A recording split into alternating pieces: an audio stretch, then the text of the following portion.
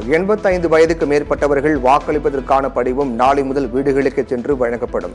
தமிழக தலைமை தேர்தல் அதிகாரி சத்யபிரதா சாஹூ தகவல்.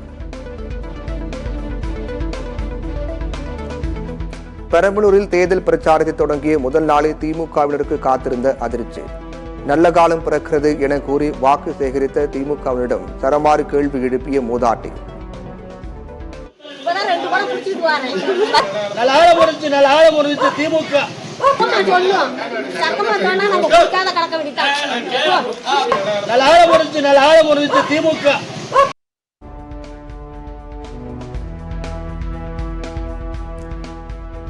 நாடாளுமன்ற தேர்தல் அறிக்கைக்கு காங்கிரஸ் செயற்குழு கூட்டத்தில் ஒப்புதல்.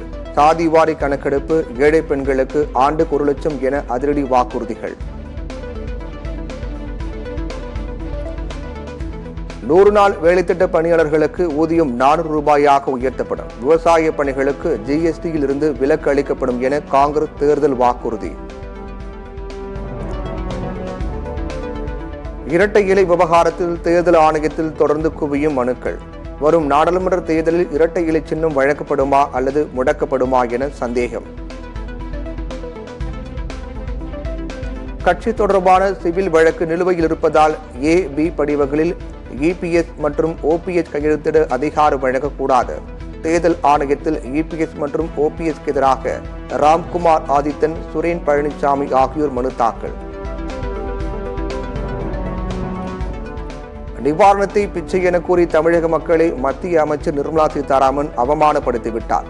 நிர்மலா சீதாராமன் மன்னிப்பு கேட்க வேண்டும் என தமிழ்நாடு காங்கிரஸ் கமிட்டி தலைவர் செல்வ பெருந்தகை வலியுறுத்தல். திருமணம் செய்து கொள்வதாக கூறி ஏமாற்றியதாக விஜயலட்சுமி தொடர்ந்த வழக்கை ரத்து செய்ய கோரிய மனு.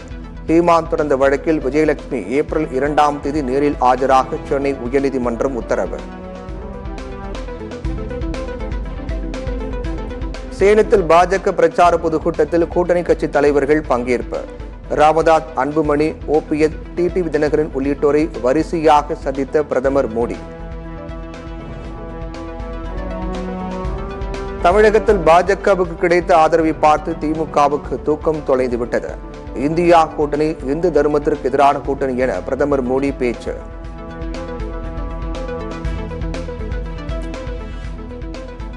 மக்கள் விரோத பாஜக ஆட்சி வீழ்த்திட வேண்டும் என்ற ஒற்றை இலக்குடன் கூட்டணி அமைத்துள்ளோம். மதவெறி சக்திகளை வீழ்த்த ஒன்றுபட்டு நிற்போம், வென்று காட்டிய தீர்வோம் என முதலமைச்சர் மு.க. ஸ்டாலின் அறிக்கை. மகிழ்ச்சியோடு பாஜக கூட்டணியில் இணைந்திருக்கின்றோம். சேலம் பொதுக்கூட்டத்தில் பாமக தலைவர் அன்புமணி பேச்சு.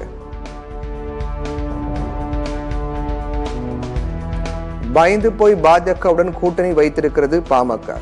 மதிமுக பொதுச் செயலாளர் வைகோ விமர்சனம். பாமகவும் பாஜகவும் ஒரே சிந்தனை உள்ள கட்சிகள் என விசிக தலைவர் தொல் திருமாவளவன் குற்றச்சாட்டு. சாதிய மதவாத சிந்தனையில் இரு கட்சிகளும் துளைத்திருப்பதாக கடும் தாக்கு.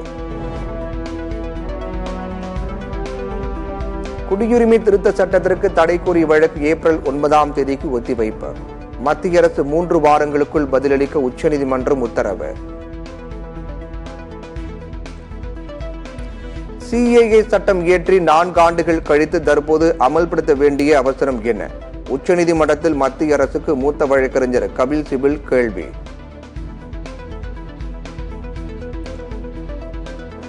(2004ஆம் ஆண்டு நடந்ததைப் போல தற்போதைய பாஜக அரசு தோல்வியை தழுவும்.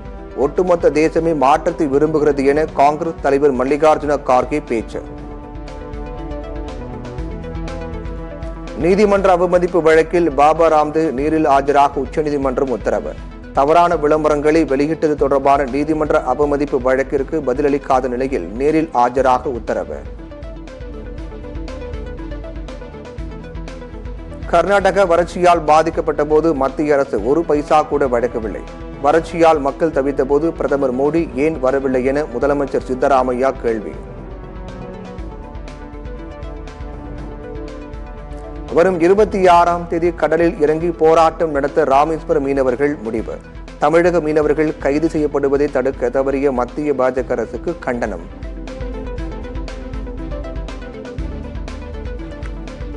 ஆந்திராவில் மாரடைப்பு ஏற்பட்டு 10ஆம் வகுப்பு மாணவி உயிரிழப்பு. வகுப்பறையில் மயங்கி விழுந்து உயிரிழந்த சோகம். தமிழகத்தில் நாளை முதல் 3 நாட்களுக்கு மிதமான மழை பெய்ய வாய்ப்பு.